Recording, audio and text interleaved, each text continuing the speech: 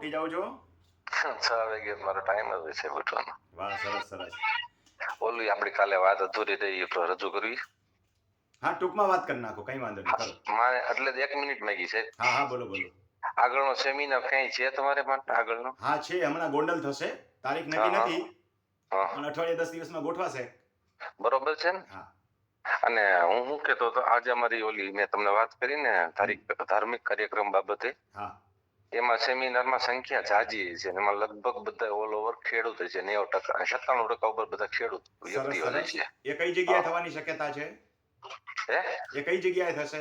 ગામ? આપણા ઘરની દત્તાન નજીક જસદણમાં પ્રોપર. વાહ, સરસ સરસ. ગોઠવજો, પરમિશન લેજો એમની, અને જરૂર પડે તો મારી સાથે વાત કરાવજો, હું આવીશ ત્યાં. હા, એમાં શું છે, કાર્યક્રમના જે આયોજક મિત્ર છે ને, હમ.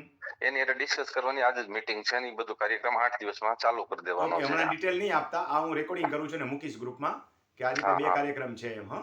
હા, ભલે ભલે. હા હા. અને ઓકે. એક ઓલી તમે વાત કરી નાખો, દીકરીઓ રસ્તામાં તમે જોયા કે મોબાઈલની અંદર શું જોતી હતી એ કયો, એટલે બીજા ભાઈઓ સાંભળે અને એને ખબર પડે કે આવી વસ્તુ સાંભળવા જેવી છે એમ. એ છોકરીઓ છે જોતી, હું જોતી એમ ને? હા હા.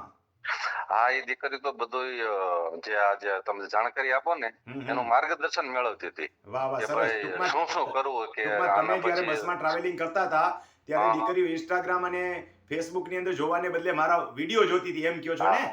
હા, એમ જ કહેવા માંગુ છું. એક છોકરી જોતી હતી તો બીજી છોકરી એને જગ્યા આપી ને, એટલે એને એના ફોનમાં જોયું. વાહ વાહ. એને જોયું ને, એટલે એને એમ જોયું કે શું જોવે છે, એટલે એને ડાયરેક્ટ એમ પૂછ્યું કે આ શું છે, એટલે તું ઓલી છોકરી એમ કીધું કે એમાં રમણીકભાઈ કોટડિયા લખ એટલે બધી ઇન્ફોર્મેશન આવી જાય તારા ફોનમાં. એટલે એને કીધું, એટલે એને પાછું ચાલુ કર્યું તો એનામાં એવું તો બાજુમાં બેઠી હતી દીકરીએ જોયું તો એને જોયું તો એને ચાલુ કર્યું. એ ત્રણેય છોકરીઓ ઠેઠ સરદાર થી ત્રંબા સુધી આખા વિડિયા જોયા. હું જગ્યા નહોતી એટલે હું ઊભો થઈ ગયો, એટલે મને દેખાય. બરોબર છે. એટલે દીકરીઓ ત્રણેય ત્યાં સુધી બધા વિડીયો જોયા, પછી તો ક્રમ ચેક કરતી હતી ક્યાં પછી કયો વિડીયો જોવો, આ વિડીયો પછી કઈ વિડીયો જોવો, એ વિડીયોમાં શું માહિતી મળે એ બાબતે. વાહ વાહ, સરસ સરસ. બરોબર છે. અને આ મીટિંગ પછી હું આજ ઓલું થઈ જાય ને પછી ડિસ્કસ કરીશું કે ભાઈ એમાં સન્માન સમારંભ નું શું આયોજન છે, એ માટે ફોન કર્યો હતો. ભલે ભલે કેજો મને. બરોબર છે. અને એવું ચાલુમાં હું તમને છે ને ફોન નહીં કરું, અને મેસેજ નાખી દે જે કઈ વાત થાય ને, એટલે ખોટી ફોન નહીં આપણે. બરોબર. સરસ. ઓકે ઓકે, આવજો ભાઈ. ભલે ભલે. Okay okay. હા. ખેડૂત મિત્રો,